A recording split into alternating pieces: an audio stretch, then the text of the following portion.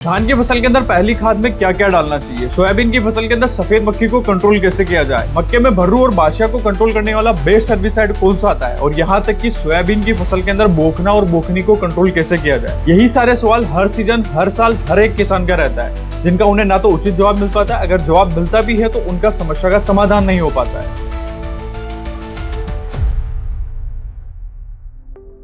नमस्कार किसान मित्रों, कात्यायनी ऑर्गेनिक्स के YouTube चैनल के एक और नई सीरीज के अंदर आपका स्वागत है, जिसका नाम है कात्यायनी कृषि चर्चा। इस सीरीज को शुरू करने का मेन उद्देश्य है कि किसानों की जो भी समस्याएं आ रही है उनका समाधान मिले, उनका सटीक समाधान मिले। तो अगर आप भी चाहते हैं कि आपकी समस्या का समाधान हो तो इसी सीरीज का पार्ट बनने के लिए अभी जाके हमारे वीडियो के नीचे कमेंट कीजिए। किसान मित्रों, वीडियो में हम आगे बढ़ते हैं और बात करते हैं वीडियो के पहले कमेंट के बारे में। और ये पहला कमेंट हमारे किसान मित्र जुगराज जी ने किया है और इन्होंने पूछा है कि मक्के की फसल के अंदर 20 दिन की अवस्था पर 2,4-D को इस्तेमाल में ले सकते हैं या नहीं। तो किसान मित्रों, आप मक्के की फसल के अंदर 2,4-D की बात करें तो आप इस्तेमाल में ले सकते हैं, लेकिन 2,4-D का क्या है ना कि ये सिर्फ चौड़ी पत्ती वाले खरपतवारों को ही नष्ट करता है और इसका रिजल्ट भी आपको मक्के की फसल के ऊपर ज्यादा अच्छे देखने को नहीं मिलते हैं। तो आप 2,4-D की बजाय टोप्रामेजोन जो आता है और उसके साथ में एट्राजिन, इन दोनों का कॉम्बिनेशन बना के इस्तेमाल में लीजिए। क्योंकि अगर आप इस कॉम्बिनेशन को प्रयोग में लेते हैं तो चौड़ी पत्ती वाले जितने भी खरपतवार है वो भी नष्ट होंगे, सकड़ी पत्ती वाले जितने भी खरपतवार है वो भी नष्ट होंगे, और उसके साथ ही साथ में एट्राजिन अगर आप प्रयोग में लेंगे तो नए जो खरपतवार उगने को तैयार है वो भी उग नहीं पाएंगे। इसलिए ये मक्के की फसल के लिए सबसे बेस्ट और सबसे अच्छा कॉम्बिनेशन है। तो अगर आप मक्के की फसल के अंदर खरपतवार नियंत्रण के ऊपर डिटेल वीडियो देखना चाहते हैं तो हमने पहले ही इसके ऊपर एक वीडियो बना दिया है,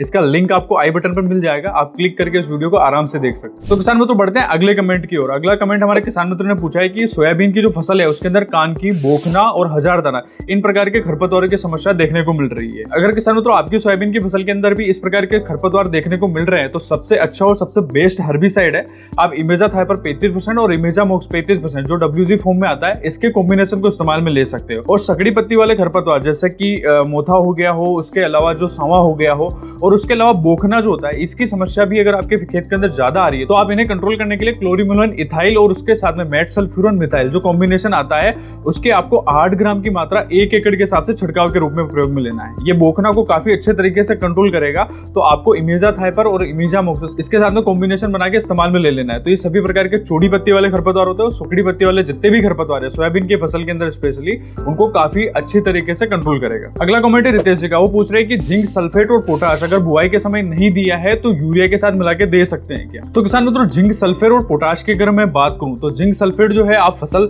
शुरुआती मतलब फसल बुआई कर रहे हैं तब भी दे सकते हो, जब फसल 1 महीने के आसपास आ जाए तब भी दे सकते हो। तो अगर आप जिंक सल्फेट देने जा रहे हैं तो आपको एक बात जरूर ध्यान में रखनी है कि आपको जिंक सल्फेट जो है वो आपको DAP के साथ नहीं देना है, आपको सिंगल देना है, या फिर DAP अगर आप दे रहे हैं तो आपको 5-7 दिन की गैप देके फिर प्रयोग में लेना है। और पोटाश की अगर मैं बात करूं तो पोटाश अगर आप हो सके तो आप बुआई के समय ही प्रयोग में ले लीजिए। अगर आप बुआई के समय जो पोटाश डालोगे वो पूरी तरीके से फसल को उपलब्ध हो जाएगा। पोटाश जो है वो धीरे धीरे करके फसल को उपलब्ध होता है, इसलिए आपको बुआई के समय ही उपयोग में ले लेना है। जब फसल 30-40 दिन के पास में हो जाती है या फिर 2 महीने के आसपास आती है तब पोटाश देने का कोई फायदा नहीं है, क्योंकि अगर आप उस समय पोटाश प्रयोग में लेते हैं तो वो फसल को सही तरीके से नहीं मिल पाता है। अब वीडियो में बढ़ते हैं हम अगले कमेंट की ओर। अगला कमेंट है 25 दिन की मक्के की फसल के अंदर कौन सी खाद प्रयोग में लेना चाहिए। अगर आप मक्के की फसल लगा रखी है तो बेसल डोज मतलब जब फसल 1 महीने के आसपास आ जाती है उस समय आप क्या कर सकते हो, यूरिया जो रहता है यूरिया की आपको जो है मात्रा प्रयोग में लेनी है और उसके साथ में जिंक सल्फेट 4 से लेकर 6 किलो प्रति एकड़ के हिसाब से उपयोग में लेना है। अगर आप यूरिया प्रयोग में लेते हैं तो ये फसल के अंदर हरापन अच्छा लेके आएगा, फसल में ज्यादा फुटाव लेके आएगा, और जिंक सल्फेट जो रहेगा वो पौधे की मेटाबॉलिक एक्टिविटी रहती है उसे बढ़ाकर पौधे के अंदर फुटाव और हरापन लाने में ज्यादा अच्छे तरीके से मदद करेगा। इसलिए जब मक्के की फसल 1 महीने के आसपास हो जाती है तब आप इन दोनों खादों को एक साथ मिला के पौधे की जड़ों के आसपास डलवा दीजिए, ये पौधे की बढ़वार के लिए काफी अच्छे तरीके से काम करेंगे। अगला क्वेश्चन है संजय जी का, और संजय जी पूछ रहे हैं कि ह्यूमिक एसिड जो है वो 16 लीटर वाली जो टंकी होती है उसके अंदर इसकी मात्रा कितनी लेना है। अगर आप कात्यायनी का activated humic plus fulvic acid प्रयोग में लेने जा रहे हैं तो आपकी 15 लीटर या 16 लीटर वाला जो पंप आता है उसके अंदर इसकी आपको 50 से लेकर 80 ग्राम की मात्रा को प्रयोग में लेना है। अगर आपकी फसल शुरुआती अवस्था में है, वेजिटेटिव स्टेज पे है, 15-20 दिन की हुई है, तो आपको प्रति पंप 50 ग्राम प्रयोग में लेना है। और वही फसल आपकी महीने भर के आसपास हो चुकी है तब अगर आप प्रयोग में लेने जा रहे हैं तो आप 80 ग्राम प्रति 15 लीटर वाले पंप के हिसाब से प्रयोग में ले सकते हैं। तो बढ़ते हैं हम अगले कमेंट की ओर। अगला कमेंट हमारे किसान मित्र पूछ रहे हैं कि उन्होंने धान की जो फसल है वो सीड ड्रिल से करी है, मतलब DSR विधि से धान की बुआई करी है और उनकी फसल के अंदर चारे की समस्या आ रही है, मतलब कि उनके खेत के अंदर जो खरपतवार है वो ज्यादा निकल रहे हैं और उन्हें कैसे कंट्रोल किया जाए। तो किसान मित्रों, अगर आपने भी धान की बुआई सीड्रिल से कर रखी है, मतलब कि DSR विधि से अगर धान लगा रखा है और जब फसल आपकी 15 से 20 दिन की अवस्था पर आ जाती है तो उस अवस्था पे आपको क्या करना है, बिस्पायरबिक सोडियम जो 10% आता है उसकी आपको 100 ml की मात्रा 1 एकड़ के हिसाब से छिड़काव के रूप में प्रयोग में लेना है। बिस्पायरबिक सोडियम जो रहेगा वो चौड़ी पत्ती वाले खरपतवार रहेगा, उनको भी अच्छी तरीके से मारेगा और सकड़ी पत्ती वाले जो खरपतवार रहते हैं उनको भी काफी अच्छी तरीके से कंट्रोल करेगा।